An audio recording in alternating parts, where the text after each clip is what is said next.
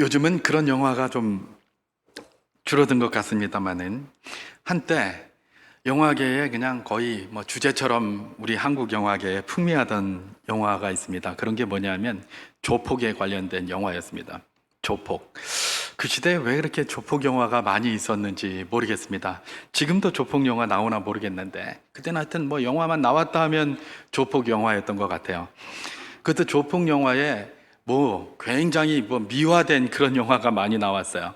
그러다 보니까 뭐 조폭이 굉장히 대단한 걸로 생각할 때가 많이 있었고, 너무 뭐 의리 뭐 이런 거 이렇게 내세우면서 이게 저건 좀 너무 좀 과한 거 아닌가 이런 생각이 들 정도의 그런 장면들을, 그런 영화들을 많이 볼 수가 있었죠.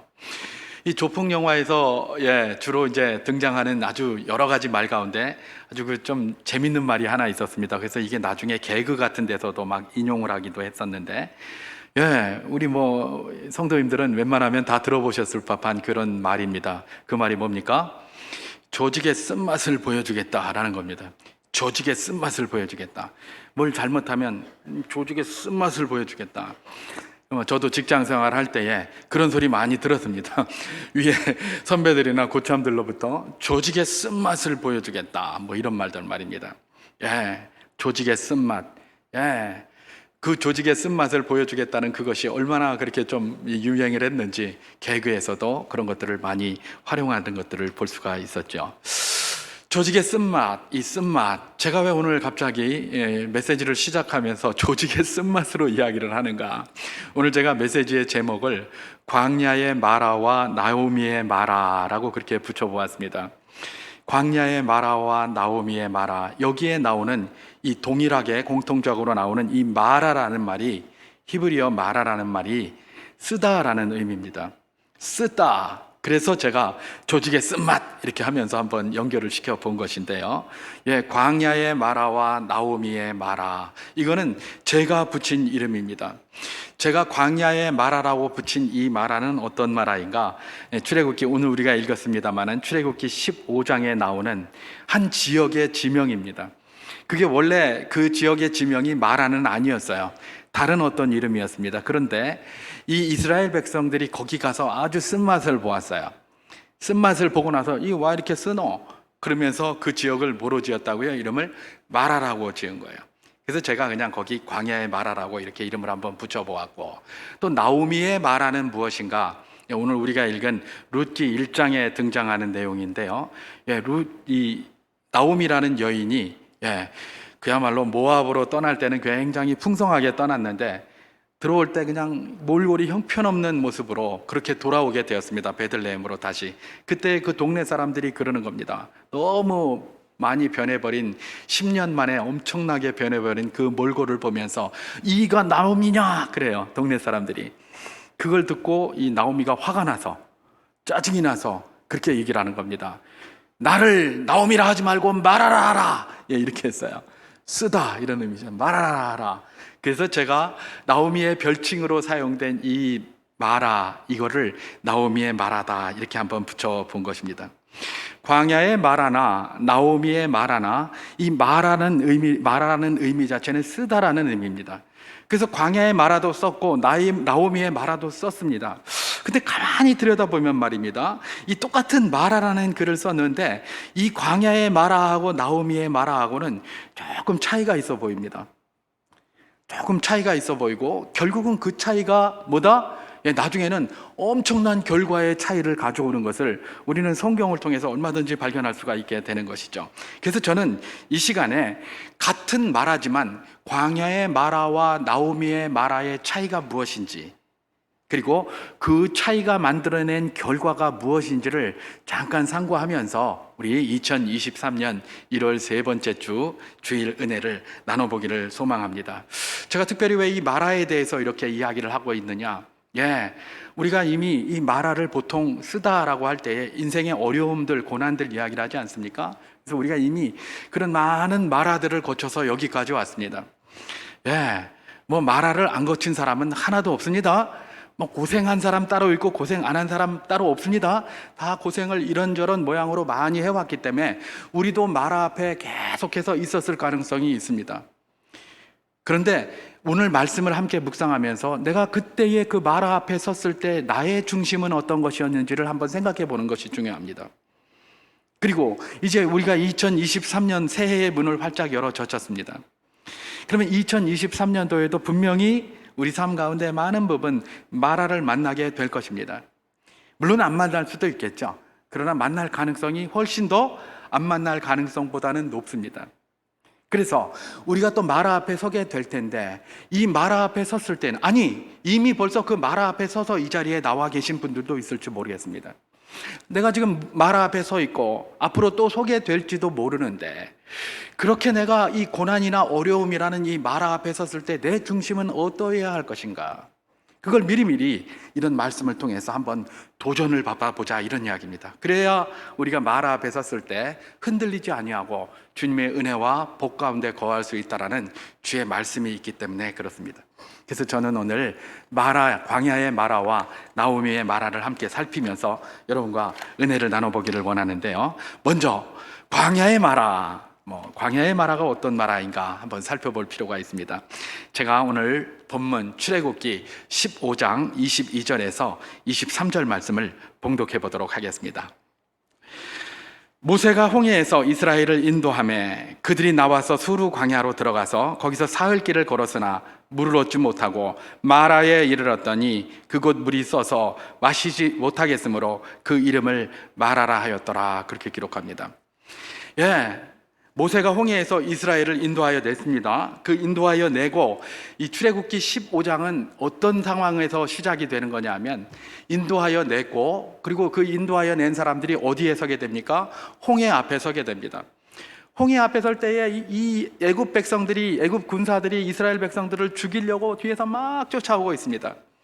그때 이스라엘 백성들은 그야말로 패닉에 빠져가지고, 야 이제 큰일 났다, 이제 우리 다 죽었다, 이제 어떡하냐 라고 하면서 막 소리를 지르고 있을 그때에 모세가 하나님의 말씀을 받아서 그러죠. 조용히 해라 그만, 떠들지 마라, 오늘 너희가 본 저 애굽 사람은 다시는 보지 못할 거다, 그렇게 얘기를 하세요. 그리고 나서 홍해를 쫙 가르시죠. 쫙 가르시고 이스라엘 백성이 그 바닷물 가운데를 마른 땅과 같이 건넙니다. 그리고 나서 애굽 병사들이 막 뒤에서 쫓아오고 있는데, 애굽 병사들은 어떻게 하셨습니까? 다시 그 바다를 가두셔서 물속에다 수장을 시켰죠. 이게 바로 홍해라는 엄청난 거대한 사건입니다. 이스라엘 백성들이 홍해를 건넌 후에 그렇게 수장되는 이 애굽 백성들을 바라보면서 얼마나 쾌재를 불렀겠습니까? 우리 하나님은 대단하신 하나님이다, 우리 하나님은 기적과 기사에 능하신 분이시다, 이 전능하신 하나님이 우리 하나님이시다, 우리가 그 하나님과 함께 하는데 약속의 땅으로 가는데 무엇이 문제랴 라고 그렇게 외치고 그렇게 소리쳤을 것입니다. 그래서 출애굽기 15장은 첫 절부터 모세의 노래로 시작을 합니다. 모세가 찬양을 하고 그 다음에 모세의 누이 미리암이 찬양을 합니다. 근데 이 찬양의 내용을 가만히 보십시오. 하나님의 전능하신 능력을 찬양하고 있습니다. 전능하신 하나님, 홍해를 가르시고 우리의 모든 대적들을 다 물속에 수장시켜 버리신 그 하나님의 능력이 우리와 함께 있다. 이제 우리는 하나님이 우리에게 주시겠다고 약속하신 젖과 꿀이 흐르는 가나안 땅을 향해서 지체 없이 주저없이 걸어갈 수 있으리라 라고 결단하면서 그렇게 출발을 했습니다.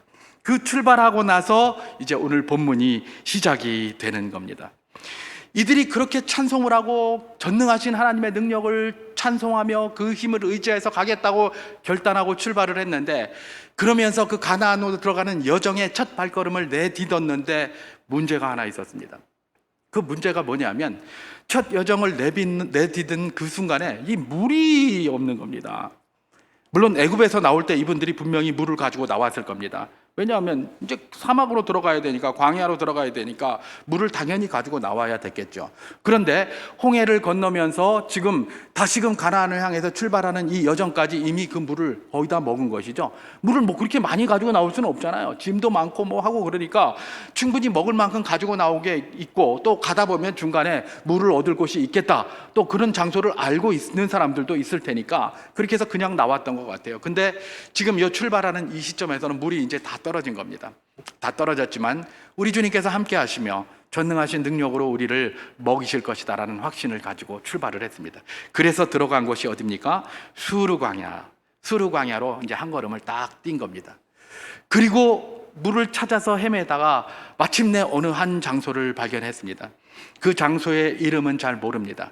그 장소까지 지금 이스라엘 백성들이 걸어가고 있는 내용들이 오늘 우리가 읽은 이 본문인 것이죠. 그 장소, 학자들에 의하면 그 장소는 지금 찬양하던 그곳에서 처음 그 물이 있다고 발견된 그 자리까지, 제가 마라라는 이름을 안 붙입니다. 왜냐하면 처음에는 마라가 아니었기 때문에. 그래서 그 장소까지 한 50km 정도였다라고 추정을 합니다. 50km 정도의 거리면 하루나, 그죠? 하루 반 정도 내지는 하루에는 좀 걷기가 힘드니까 한 하루 반 정도, 한 이틀 정도면 거기에 이제 걸어갈 수 있는 충분한 거리였다고 합니다. 이 학자들이 분석에. 그런데 지금 오늘 본문에 보면 이 사람들은 며칠 길을 걸었다고 이야기를 합니까? 사흘 길을 걸었다고 하죠. 하루 반이나 이틀 정도면 충분히 갈 수 있는 거리인데 사흘 길을 걸은 것, 이것에 대해서 학자들은 그렇게 분석을 합니다. 거기에 보면 어린아이들도 있고 노인들도 있고 가축도 많고 또 뭐 가재 도구들 많이 가지고 나왔잖아요. 이런 걸 다 끌고 가다 보니까 그렇게 시간이 평소보다 2배는 더 걸렸을 것이다 라고 그렇게 추론을 하고 있습니다. 예, 그렇습니다. 분명히 그랬을 겁니다. 사람들이 그냥 걷는 것보다는 그 많은 짐들과 200만 명이 거의 다 되는 그 인구들을 다 끌고 갔으니 시간이 배나 걸리는 건 뭐 당연한 일 아니겠습니까? 근데 저는 이 주석가들의 번역에 더하여 이런 것도 분명히 있었을 것이라고 생각합니다. 어떤 겁니까? 이제 처음에 딱 했는데 물을 먹으려고 하는데 지금 물이 다 떨어졌잖아요. 그러니까 갈증이 생기는 것이죠. 갈증이 생겨서 조금 걸어가면서 굉장히 피곤해진 겁니다. 피곤해졌어요. 그러면 물을 못 먹고 그 광야에서 물을 못 먹는다, 이건 아주 극한 상황 아닙니까? 차라리 밥을 못 먹는 거는 뭐 한 3일 못 먹어도 참을 수 있어도, 광야와 같은 낮에는 불볕같이 덥고 밤에는 그야말로 얼음장같이 차가운 그런 극한 상황 속에서 물을 한 모금도 마시지 못하고 걷는다? 이거는 사람으로 하여금 굉장히 피곤하게 만들고 굉장히 스트레스 받게 만드는 것이죠. 그러니까 출발할 때부터 굉장히 이분들이 이제 피곤해진 거고, 그리고 또 어디 물이 있나 없나 하면서 주변에 두리번 하면서 그렇게 간 거예요. 그러다 보니까 아마도 다른 그냥 쭉 갔을 때보다 한 2배 정도의 시간이 더 걸리지 않았을까, 그렇게 제가 추론을 해보는 겁니다. 왜 주석가의 추론과 더불어 제 추론을 더 이야기를 하고 있느냐, 그 다음 단계를 이해하기 위해서 이 사람들, 이스라엘 백성들이 지금 물을 찾으려고 눈에 그냥 혈안이 되어져 있었고 굉장히 몸이 피곤하다라는 그런 전제 속에서 본문이 좀 더 이해가 쉽기 때문에 제가 그렇게 한번 제시를 해본 것입니다. 이렇게 하다가 저기서 보니까 물이 하나 있어요. 물이 발견됐어요. 여러분, 요즘은 그런 영화가 없는 것 같은데 이전에 TV에 보면 사막의 오아시스 뭐 이런 거 이제 이 TV에 가끔 나왔어요. 그래서 사막을 가다가 물을 못 먹어서 막 이러고 있는데 갑자기 저기서 오아시스가 보입니다. 그럼 어떻게 합니까? 와, 물이다 그러고 막 뛰어가서 팡 뛰어들었는데 물이 아니라 모래사장에 배를 쾅 찍는, 그러면서 막 웃는 그런 프로그램들 많이 했어요. 요즘은 뭐 그거 옛날 개그라서 잘 하지도 않고 그러는데, 제가 이전에 어렸을 때는 사막의 오아시스 그래서 그런 거 많이 했었거든요. 물 보고 그냥 얼마나 기뻤겠습니까? 지난 3일 동안 그야말로 물 한 방울 없어가지고 힘들어서 겨우 왔는데 저기 물이 있으니 그거보다 더 큰 기쁨이 없는 것이죠. 그래서 달려갔을 것입니다. 달려가가지고 물을 한 바가지 퍼서 입에 딱 넣는데 그 물이 뭡니까? 쓴 거예요. 광야에서 물이 쓴 건 뭘까요? 저런데 사막 지역 가다가 아무 물이나 먹으면 안 된다고 하죠. 그게 왜냐하면 거기가 뭐가 있는지 모르는 거예요. 너무 햇볕이 뜨겁고 하니까 그야말로 수분이 다 날아가면서 완전히 염료가 많아지고 증발이 되고 그러면서 염료가 많아지고 독이 많이 생기고 뭐 이러니까 먹을 수가 없는 것이죠. 그래서 먹지 말라고 그러는데, 아마도 여기서 물이 썼다는 것은 그런 식으로 굉장히 물이 짠 맛이 나든지 이런 맛이 나서 도무지 먹을 수 없었던 그런 물이었던 것 같아요.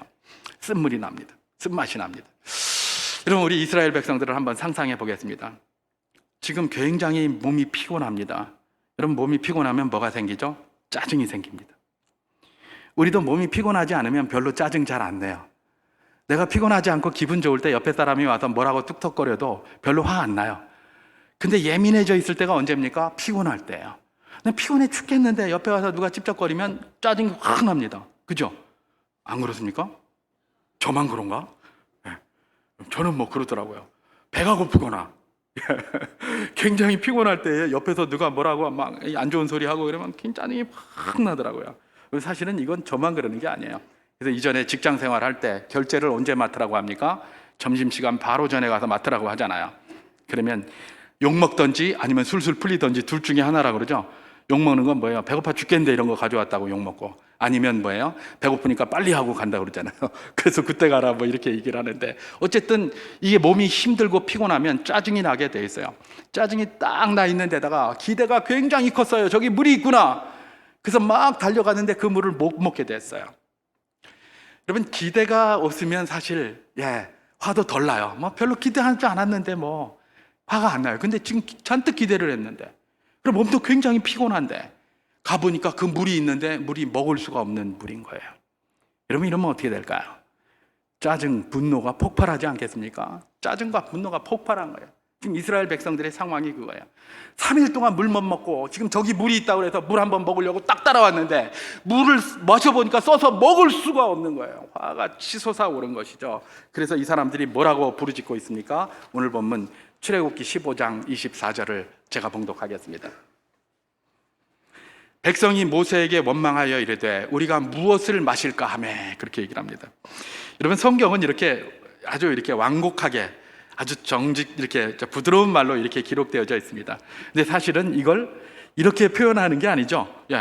이렇게 완곡하게 아주 부드럽게 기록이 되어 있지만 이런 식으로 안 했을 겁니다. 백성들이 원망을 하는데 어떻게 원망했을까요? 아마 저보다 더 했을 텐데, 모세, 네 먹어! 애굽에 매장지가 없어서 우리 끌어내가지고 여기 다 죽게 만드느냐? 이게 먹어, 이거 우리 목말라 죽겠는데 이건 물이라고 여기를 데려왔냐? 이래가면서 얼마나 화를 냈겠습니까? 그 원망은 그들의 기대만큼 컸을 것입니다. 그리고 그 분노는 그들의 기대만큼 있었을 것입니다. 아니, 그 기대보다도 더 그들이 피곤했기 때문에 더 분노가 치솟아 올랐을 것입니다. 엄청난 소리로 모세에게 분노를 하니까 모세가 그만 쫄아가지고 말입니다. 야, 이거 이러다가 이거 저거 맞아 죽겠네. 그래가지고 다급하게 하나님 앞에 막 소리 지르잖아요. 이거 어떻게 했으면 좋겠습니까? 그래서 하나님 앞에 바로 기도하는 게 그 다음에 나오지 않습니까? 이스라엘 백성들의 분노가 엄청 났던 것이죠. 여러분, 저는 이것을 광야의 마라라고 한번 붙여본 것입니다. 광야의 마라가 무엇입니까? 사실 이 사람들이 출발을 할 때는 전능하신 하나님을 경험하고 그 하나님과 동행하리라. 하나님과 동행하면 우리에게 아무런 어려움이 없다. 이런 분이 하나님이시다라고 하면서 출발을 했는데, 그게 작심 3일일까요? 3일쯤 딱 지나서 마라가 딱 펼쳐지니까 그들의 본성 속에서 나온 건 뭡니까? 이런 하나님은 어디 갔는지 없어요. 바로 모세에게 그냥 막 직격을 가하고 있는 것이죠. 근데 여러분, 출애굽기에서 계속해서 이야기하고 하나님께서 말씀하시는 바, 모세를 원망하는 것이 모세를 원망하는 것입니까? 아닙니다. 그것은 하나님을 원망하는 것이다라고 말씀하셨어요. 이스라엘 백성들이 계속 모세를 원망하는 것을 하나님은 너희들이 모세를 원망한 것이 아니라 나를 원망한 것이다, 나를 원망한 것이다 계속 그러잖아요. 왜 그럴까요? 하나님은 중심을 보시거든요. 그들의 입으로는 모세를 욕하고 있지만 마음으로는 누구를 욕하고 있습니까? 하나님을 원망하고 있는 거예요. 그걸 갖다가 하나님께서 막 굉장히 분노하신 게 뭡니까? 광야의 출애굽기 전체에 나오는 광야의 일정이 아니겠습니까? 바로 그것입니다. 여러분, 광야의 마라는 무엇이었습니까? 그야말로 하나님이 함께 하신다고 기뻐 뛸 때는 언제고, 3일 후에 마라를 만나고 조금 어려움을 만나니까 바로 돌아서 가지고 하나님을 불평하고 원망하는 그것이 광야의 마라였다는 것입니다. 자, 그러면 나오미의 마라는 어떤 곳인가? 이제 나오미의 마라를 한번 살펴보겠습니다. 오늘 본문 룻기 1장 19절에서 20절 말씀을 제가 봉독해 보겠습니다. 이에 그 두 사람이 베들레헴까지 갔더라. 베들레헴에 이를 때에 온 성읍이 그들로 말미암아 떠들며 이르기를 이가 나오미냐 하는지라. 나오미가 그들에게 이르되 나를 나오미라 부르지 말고 나를 마라라 부르라. 이는 전능자가 나를 심히 괴롭게 하셨음이니라. 그렇게 얘기를 합니다. 원래 나오미는 이 베들레헴에 살 때 부자였습니다. 잘 사는 사람들이었습니다. 그래서 그가 뭐라고 얘기를 하냐면, 자기는 풍족하게 이 베들레헴을 떠났다라고 얘기를 합니다. 원래 베들레헴에서 풍족하게 살았기 때문에 기근이 조금 와도 좀 참고 거기 있었어야 됐어요. 근데 기근이 조금 오니까 이 나오미 어떻게 합니까? 그 당시에 사사시대였거든요. 사사시대의 특징이 뭐다? 자기 소견에 옳은 대로 행하였더라요. 내 소견에 옳은 대로 그거 다 팔아가지고 모압으로 갔어요. 10년 동안 거기 있으면서 쩔딱 망하고, 다시 돌아오는데 누구하고 돌아옵니까? 청산과부가 된 자기 며느리 룻과 함께 그렇게 돌아오는 거예요. 몰골이 이게 그냥 뭐 아무것도 아니에요. 엉망진창이에요. 그러니까 막 몰골이 이래가지고 쭉 돌아오고 있는 그 모습을 보면서 그 베들레헴 백성들이 뭐라고 얘기를 합니까? 이가 나오미가 아니냐? 아니 왜 이래 됐노? 물론 그 속에는 약간 비아냥거림이 있었겠죠. 그 소리를 듣고 나서 나오미가 지금 폭발을 한 겁니다. 안 그래도 짜증나서 화가 나 죽겠는데, 야 니들이 갑자기 그러다니. 이전에 자기가 그때도 뭐 그냥 막 굉장히 어려운 상황이었고 지금하고 상황이 비슷했다면 화가 안 났을 거예요. 근데 감히 저것들이 옛날에 내 발밑에 때만도 못하던 것들이 뭐 이가 나오미냐? 이런 생각이 드는 것이죠. 그럼 저는 나오미의 마음을 충분히 이해합니다. 그 분노한 거를. 왜냐하면 이전에 저도 그런 경험이 하나 있거든요. 이전에 제가 고등학교를 졸업을 하고 저는 바로 이제 군대를 가게 됐습니다. 그래서 이제 부사관, 지금으로 말하면 부사관이죠. 근데 그때는 부사관이라고 하지 않고 하사관이라고 했었습니다. 그래서 고등학교 졸업하자마자 하사를 이렇게 달고 군대에 이렇게 입대를 하게 되었어요. 그런데 이제 저희 아버지가 경기도 연천 그쪽에 우리 중학교 제가 다니던 그곳에 계셨기 때문에 이제 아버지를 한번 만나러 간다고 이제 잠깐 이렇게 휴가 외출 뭐 이런 걸 외박을 받아가지고 그렇게 가는데 뭐 군대에 입대를 했는데 무슨 옷이 있습니까? 그냥 늘 군복만 입고 다니는 거지. 저는 뭐 중학교 때도 그렇고 고등학교 때도 그렇고 옷이 별로 없었어요. 그러니까 어디 늘 나가면 뭘 입고 다닙니까? 교복 입고 다니고. 중학교 때는 중학교 교복 입고 다니고. 뭐 저만 그런 게 아니라 그 당시에 대부분의 학생들이 그랬어요. 고등학생들은 고등학교 교복 입고 다니고 이랬어요. 그게 뭐 다였죠. 그러니까 군대 가도 뭐 별 옷이 있습니까? 그리고 뭐 군인 머리 빡빡 이렇게 깎아가지고 그거 다른 옷 입어봐야 괜히 헌병들만 자꾸 붙잡고 헌병되고 많이 붙잡고 그러니까 헌병 붙잡고 그러니까 아예 그냥 군복을 입고 갑니다. 군복을 입고 그 휴가증 그거 들고 가면 되니까요. 군복을 입고 쭉 갔는데 그 당시만 해도 부사관에 대한 인식, 하사관에 대한 인식이 굉장히 안 좋았습니다. 지금은 인기 굉장히 좋습니다. 그래서 지금 부사관 학원도 있어요. 학원. 부사관 되려고 학원도 다니고, 그 다음에 보니까 저기 어느 학교 저런 학교 보니까 부사관 몇 명 합격 이래가지고 프랜카드까지 붙여놨더라고요. 그리고 부사관과 전문대학도 있고 막 그렇더라고요. 근데 우리 때만 하더라도 부사관 갔다, 하사관 갔다 이러면 굉장히 안 좋아했어요. 아무도 안 가려고 그랬어요. 뭐 할 게 없어서 그런 걸 하노 막 이랬단 말이에요. 그러다 보니까 뭐예요? 그 군대에도 하사관을 채워야 되는데 하사관이 이제 지원을 안 하니까 어떻게 합니까? 군대에 온 병사들을 사고치게 만드는 거예요. 사고치게 만들어 가지고 네 영창 갈래 말뚝 박을래. 혹시 이런 말 많이 들어보셨죠? 네 영창 갈래. 요즘은 이런 말이 없어요. 이전에 그랬어요. 제가 어렸을 때. 네 영창 갈래 말뚝 박을래. 영창 가면 빨간 줄 간다고 그러니까 말뚝 박겠다 이래가지고 말뚝 박은 사람이 많아요. 그렇게 해서 부사관을 충원을 했었어요. 그러니까 부사관 충원하려고 뭐 해가지고 저희처럼 고등학교에다가 뭐 좀 지원해가지고 니네들은 고등학교 다니면서 이런 거 수업료 이런 거 하나도 내지 말고 대신 군대 와서 5년간 부사관 해라 이러는 거예요. 우리 잘 모르잖아요. 그러니까 가서 그렇게 하는 것이죠. 그랬는데 그렇게 하고 이제 하사 옷 입고 쭉 가는데 기차에서 이전에 중학교 때 친구를 하나 만난 겁니다.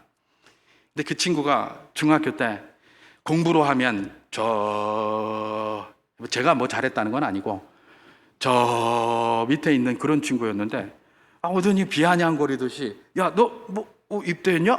네 말뚝 박았냐? 막 그러더니 그래 난 어디 대학을 다닌다고 그러면서 저보고 그러는 거예요.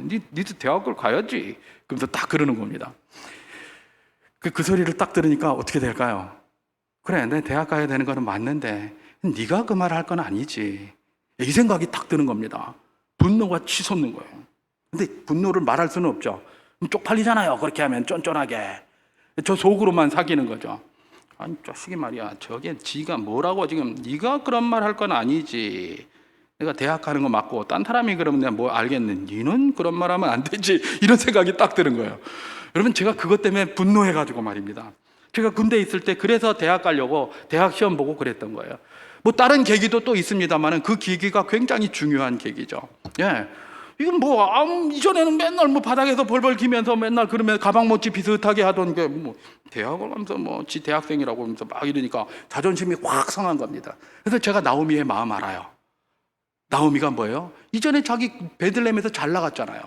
그랬는데 지금 가서 그냥 열악한 상황이 돼서 돌아오니까 베들레헴 사람들이 이가 나오미냐? 니 와 일로. 니 몰골이 와 일로. 이러는 거예요. 그러니까 얼마나 화가 나겠습니까? 그래, 내 몰골이 이렇지만 네가 그런 말 할 건 아니지, 이러지 않겠습니까?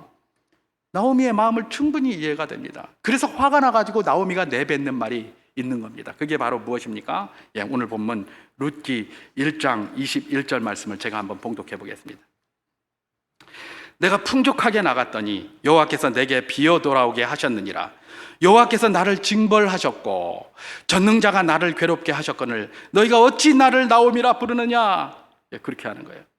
나오미가 그냥 화가 나가지고 지금 홧김에 이야기한 거예요. 이게 사실은 홧김에 이야기했는데 뭐라고 얘기를 합니까? 내가 이렇게 된 게 누구 탓인데? 전능자가 이렇게 만들었는데, 하나님이 내가 풍족하게 나갔는데 나를 이렇게 비어 돌아오게 하셨는데 그게 뭐란 말이고? 예, 이러는 거예요. 지금 하나님이 이렇게 하는데 나보고 어쩌란 말이고? 예, 이러는 거예요. 그러니까 하나님이 주신 이름 나오미, 나 그거 부르지 마라. 그냥 막 짜증나 죽겠다. 그냥 차라리 말하라고 해라. 내 인생 쓰다 그냥. 예, 이러고 있는 거예요. 그 사람들도 광야에 말아도 홧김에 그냥 막 하나님께 막 원망과 불평을 내뱉었는데, 이 나오미도 말입니다. 가만히 보면 홧김에 지금 막 내뱉고 있는데 누구를 원망하고 있는 겁니까? 하나님을 원망하고 있는 거예요. 하나님이 나를 이렇게 만들었다는 거예요. 사실 하나님이 자기를 그렇게 만들었습니까? 아니잖아요. 하나님은 자기를 풍족하게 만들었어요. 그런데 약간의 기근이 돌아왔다고 있는 거 없는 거 다 때려 팔아가지고 모압에 가서 그야말로 그 모든 고생을 자기가 스스로 알아서 해놓고 나서는 이제 와서 뭘 하고 있는 겁니까? 전능자가 나를 비어 돌아오게 하셨다. 전능자가 나를 이렇게 만들었다. 이러고 앉았는 거예요. 예. 자, 여기까지 하고 광야의 마라와 나오미의 마라의 차이점을 한번 생각해 보도록 하겠습니다. 여러분들 이게 차이점이 있습니까? 여기까지 보면 별로 차이점이 없는 것 같아요. 그죠? 광야의 마라도 화가 나가지고 말입니다. 하나님께 원망하고 불평하고 이랬고요. 나오미의 마라도 화가 나가지고요. 하나님께 원망하고 불평하고 그랬어요. 거기까지는 큰 차이가 없어 보여요. 광야의 마라나 나오미의 마라나 다 하나님 앞에 불평하는 것, 거긴 차이가 없어요. 근데 말입니다. 이들이 이렇게 불평을 하면서 그 다음 행보들을 이렇게 가만히 들여다보면 이들에게 차이점이 드러납니다. 어떤 차이점이 드러날까요? 예, 광야의 마라는 출애굽기 전체를 통해서 쭉 나타나는 바, 이스라엘 백성들은 이후로 계속 다니면서 뭐라고 얘기를 합니까? 순간순간 마라 앞에 설 때마다 막 그렇게 불평을 합니다. 애굽에 매장지가 없어서 우리를 불러냈느냐? 거기까지만 좋아요. 우리 다시 애굽으로 돌아가겠다 그냥 막 이러는 거예요. 이 사람들이 애굽에 돌아갈 수 있습니까? 없습니까? 없습니다. 이미 하나님께서 약속하신 땅을 향해서 걸어가는 순례자의 길을 걸어가야 되는데 다시 가겠다는 겁니다. 애굽으로 하나님 떠나겠다는 겁니다. 약속의 땅으로 안 가겠다는 겁니다. 이미 루비콘 강을 건넜고 그 건넌 배를 다 불태워 버렸는데, 홍해는 다치고 말았는데도 다시 가겠다는 겁니다. 화가 나도 그런 말은 하지 말아야 되는데 하나님 앞에서 아이고 하나님 뭐고 나는 가버리겠다. 그냥 하나님 나한테 해준 게 뭐 있노? 이래가면서 가버리겠다는 거예요. 계속해서 애굽으로 돌아가겠다 그랬어요. 그런데 이 나오미의 말하는 어떤 말합니까? 똑같이 하나님 앞에 불평하고 하나님이 나를 이렇게 만드셨다 이렇게 이야기를 하면서도 어디로 오고 있습니까? 모압에 머물러 있습니까? 아니면 에돔으로 갔습니까? 암몬으로 갔습니까? 아닙니다. 다시 베들레헴으로 돌아오고 있는 거예요. 그럼 이게 큰 차이입니다. 이게 큰 차이예요. 광야의 마라는 뭐예요? 하나님을 원망하면서 하나님을 떠나는 마라였다면, 나오미의 마라는 하나님의 은혜를 구하며 하나님을 원망하고 불평하지만 하나님의 은혜를 구하면서 그 은혜 속에 다시 걸어 들어오고 있는 그 마라였다는 것입니다. 똑같은 마라 같은데 똑같은 마라가 아니에요. 전혀 다른 거예요. 여러분, 그래서 이들의 결과, 이런 차이가 만들어낸 결과는 뭘까요?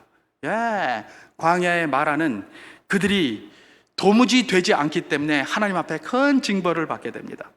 그래서 안 해도 될 광야 40년의 그 모든 악한 순간들을 계속해서 맛봐야 했습니다. 그렇지 않았으면 벌써 가나안에 들어갈 텐데, 그 마라짓하고 다니면서 계속 원망 불평하면서 애굽으로 돌아가겠다고 하니까 니들 좀 안 되겠다, 니들 한번 혼 좀 나봐라. 이래서 40년을 광야에서 헤매게 된 것이죠. 나오미의 마라는 어떤 마라였습니까? 하나님 앞에 불평과 원망을 했지만 그래도 나의 모든 것은 하나님의 손에 있습니다. 하나님 은혜를 베풀어 주시옵소서라고 그에게 끝까지 하나님 앞으로 다가갔습니다. 결론은 뭡니까? 하나님께서 그를 끌어안아 주시고 그를 은혜로 회복시켜 주시는 것, 그게 룻기의 전체의 내용 아니겠습니까? 바로 이것입니다. 여러분, 광야의 마라와 나오미의 마라 똑같이 하나님 앞에 불평하고 원망하는 그런 곳이었습니다. 그런데 다른 게 하나 있었습니다. 그게 뭐냐? 광야의 마라는 원망하고 불평하며 하나님을 떠나는 것이었고 하나님의 약속을 떠나는 것이었다면, 나오미의 마라는 그럼에도 불구하고 하나님의 은혜가 거기에 있음을 알고 끊임없이 하나님의 은혜의 장중, 하나님의 날개 속으로 계속해서 들어오는 마라였다는 것입니다. 그리고 그 결과는 현격한 차이가 있다는 것들을 우리에게 보여주고 있는 것입니다. 여러분, 성경에 나오는 많은 믿음의 선진들이 그렇게 살았습니다. 우리 시편 기자들만 보아도 하나님 앞에 원망과 불평을 안 하면 제일 좋겠지만 사람이 연약하기 때문에 원망 불평 안 할 수 없어요. 그래서 그들이 원망과 불평을 합니다. 하나님, 도대체 이게 뭡니까? 하나님은 의로우시다면서요. 왜 의로운 우리들은 이렇게 박해하고 왜 저 불의한 자들은 잘 되게 하십니까? 그러면서 끊임없이 하나님이 막 그냥 외칩니다. 하나님 앞에. 그러면서도 거기에 그치지 않죠. 그러나 우리를 새롭게 하실 분은 누구시다? 하나님이시다. 그러면서 하나님 앞에 전적으로 매달립니다. 그 원망을 하면서도 하나님 앞에 매달려요. 그냥 두들겨 맞으면서도 아버지 하고 붙잡고 있는 거예요. 여러분, 욥은 어떻습니까? 애매한 고난을 당하잖아요. 애매한 고난을 당하고서도 하나님 앞에 때로는 원망 안 하려고 버티고 하다가 나중에 원망이 나오기 시작합니다. 친구들이 와서 계속해서 그냥 입 바른 소리만 해대니까 짜증이 탁 나면서부터 원망이 나오는 거예요. 하여튼 짜증나면 원망 나옵니다. 짜증이 딱 나면서부터 원망이 쏟아져 나오기 시작하는데, 그러면서 하나님을 수없이 원망하고 나서 원망하면서 그냥 뭐라고 합니까? 그냥 하나님, 나를 이렇게 만들었으니 내가 그냥 가버리겠습니다. 그러고 갔습니까? 그렇지 않습니다. 나의 이 모든 과정들을 통해서 하나님의 역사하심과 은혜를 체험하리라고 끊임없이 그래도 하나님 붙들었어요. 그래서 내가 지금까지 이 헛된 말도 안 되는 이런 소리 한 것 내가 티끌 가운데서 회개합니다 라고 하나님 앞에 결국은 나가잖아요. 그래서 하나님께서 그를 모두 회복시키시는 것이 욥기의 내용 아니겠습니까? 바로 그것입니다. 여러분, 우리가 2023년 제가 서두에도 말씀을 드렸습니다마는 새해를 열어 젖혔습니다. 새해 우리가 많은 마라 앞에 서게 될 것이고 혹시 지금도 서 있을 수도 있습니다. 여러분, 우리의 중심이 무엇이어야 되겠습니까? 우리 앞에 있는 마라 앞에서 우리가 하나님 앞에 불평할 수 있고 원망할 수 있습니다. 그러나 잊지 말고 기억해야 할 것은 나오미의 마라를 붙잡아야 된다는 겁니다. 때로는 우리 입에서 원망과 불평이 안 나오면 제일 좋지만, 그렇다고 할지라도 우리는 뭘 해야 되는 것이다? 하나님의 은혜 속에서 모든 것들을 해결하려고 해야 합니다. 오늘날 많은 크리스찬들의 문제는 뭐냐면 하나님 앞에 들고 갈 문제 따로 있고 하나님 관계없는 문제가 따로 있다고 생각을 합니다. 그래서 어떤 문제에 대해서는 하나님 개입 전혀 따지지도 않고 묻지도 않습니다. 그리고 이런 거는 도와달라 그러면서 그것만 가지고 막 합니다. 그러면 하나님의 전능하심이 우리의 머리로 판단할 수 있는 것입니까? 우리의 머리로 판단할 수 있는 것은 하나님이 필요 없습니다. 우리가 하면 되잖아요, 그냥. 그죠? 근데 우리가 판단할 수 없는 부분들이 있기 때문에 우리가 하나님의 능력을 의지하는 것 아니겠습니까? 그렇기 때문에 우리의 연약함 때문에 불평할 수 있고 원망할 수 있지만 우리의 중심은 항상 누구를 향해 있어야 된다? 하나님의 은혜를 향해 있어야 한다는 것입니다. 하나님의 품을 향하여 있어야 된다. 하나님의 약속의 말씀을 향하여 있어야 된다. 바로 그것입니다. 2023년 우리가 만나게 될 그 많은 마라들, 거기서 승리하는 유일한 길은 하나님의 품으로 달려가는 것인 줄 믿으시기 바랍니다. 오늘 잠시 후에 우리 이기현 집사님 100세 감사 순서를 진행하게 될 텐데 우리 이 집사님한테 물어보십시오. 저는 아직 우리 이기현 집사님한테까지 가려면 배를 더 이렇게 가야 되는데 한번 물어보십시오. 우리 이 집사님과 함께 하신 우리 하나님, 때로는 힘들고 슬픈 일들을 그에게 많이 허락해 주셨을 수도 있습니다. 아마 모르긴 몰라도 그것 때문에 힘들어하시고 원망하셨을 때도 있었을 것입니다. 그러나 그럼에도 불구하고 지금 이 순간까지 모든 문제를 주 안에서 해결하시려고 그렇게 몸부림치며 지금까지 걸어오신 것이죠. 하나님의 은혜가 우리를 새롭게 할 줄 믿습니다. 우리의 상황이 우리를 넘어뜨리려고 할지라도 우리를 넘어뜨리는 것은 우리 상황이 아니라 넘어지고 세우는 것은 하나님의 손에 달려있다는 것들을 믿으시기 바랍니다. 그리고 어떤 마라 앞에 서든지 내가 주 앞에 서리라, 주의 은혜를 구하며 그 앞에 서리라라는 것들을 굳게 결단하시며 2023년도를 영위해 가시는 복된 분들 다 될 수 있기를 주님의 이름으로 축원합니다.